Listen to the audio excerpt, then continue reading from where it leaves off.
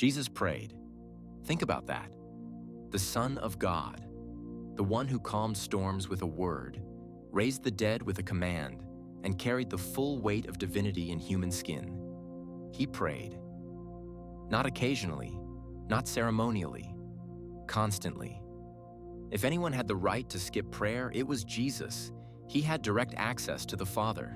He already knew the will of God. And yet the Gospels show us over and over again a man who withdrew, a man who got up early, a man who went alone to a mountain and stayed there all night. Most people know Jesus prayed. Very few have studied how he prayed, when he prayed, where he prayed, and what those patterns reveal about prayer itself. Because when you look closely at the prayer life of Jesus, it doesn't just inspire you, it exposes you. Let's look at what he actually did. Number 1, he prayed when he was busy. Luke 5 gives us a snapshot of Jesus at peak momentum. Word was spreading. Crowds were coming from everywhere to hear him and be healed. The ministry was exploding. And right there, in the middle of all that growth, Luke drops this line. But Jesus often withdrew to lonely places and prayed. Luke 5:15-16. Notice the timing.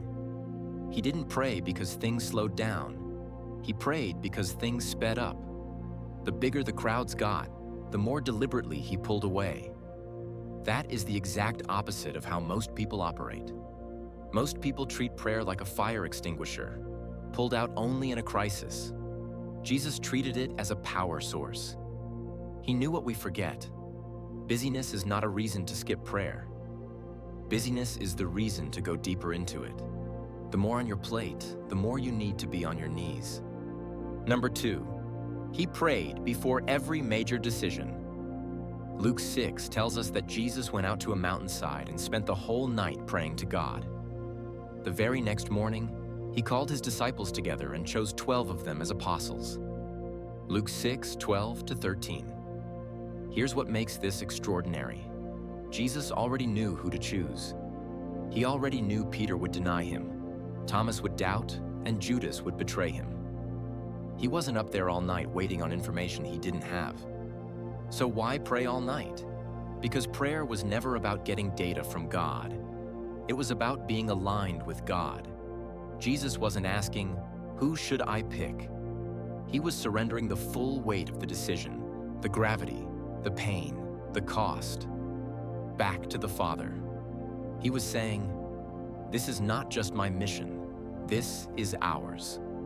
Most people make decisions the way the world taught them to. Research, weigh pros and cons, follow their gut, and then close with a quick prayer as a spiritual rubber stamp. Jesus flipped it. The all-night prayer came first. The decision came after. If you're standing at a crossroads right now, a job, a relationship, a calling, the question isn't, what should I do? The question is, how much time have you actually spent in prayer before you do anything? Hey, if this is already shifting something for you, hit the like button, drop the word pray in the comments, and share this with someone who needs it. Now let's keep going. Number 3, he prayed alone. Mark 1 gives us one of the most striking images in all the Gospels. Very early in the morning, while it was still dark, Jesus got up, left the house, and went off to a solitary place where he prayed. Mark 1:35. Before anyone else was awake, before the disciples stirred, before the crowds gathered at the door, the disciples had to go looking for him, and the implication is clear. This was not unusual behavior. This was his pattern. Jesus, who preached to thousands and lived in constant community with 12 people, needed to be alone. Not with his disciples, not in a synagogue, just him and the Father in the dark and the quiet. This is a direct challenge to a generation that cannot stand silence.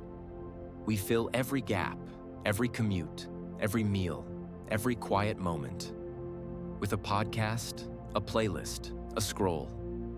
We are the most connected generation in history and quite possibly the most spiritually shallow. Not despite that, but because of it. Solitude is not emptiness. Solitude is the environment where you can finally hear what all the noise has been drowning out. Jesus didn't find the Father in the crowd. He found him in the dark, alone on a hillside before the sun came up. The question isn't whether you have time for that. The question is what you're spending that time on instead. Number 4, his prayers were honest, not polished.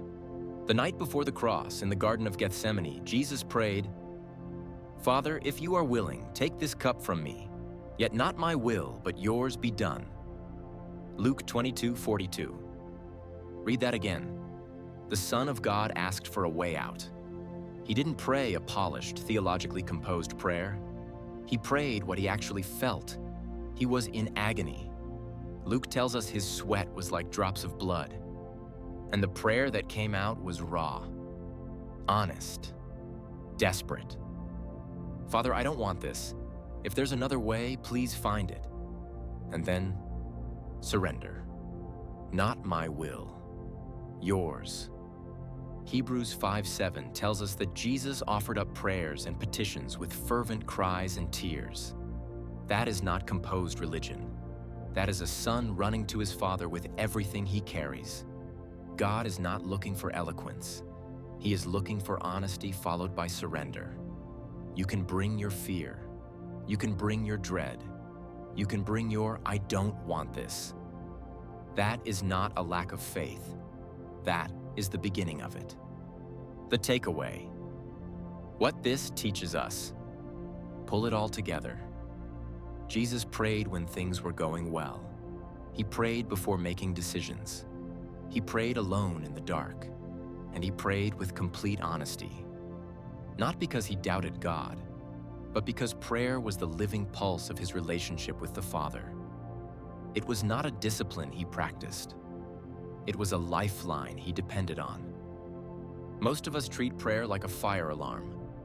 It's on the wall. We're glad it's there, but we only reach for it when something is burning. Jesus treated prayer like breathing, constant, rhythmic, non-negotiable, life-sustaining. John 17:1 opens the longest recorded prayer of Jesus with 3 words. "Father, the hour has come." He walked into the hardest moment of human history, already talking to the Father. The conversation was already open. The question is not whether you believe in prayer. The question is whether your prayer life is actually shaping your life the way His shaped His. Whether the people around you would sometimes have to go looking for you because you've withdrawn somewhere to be alone with God.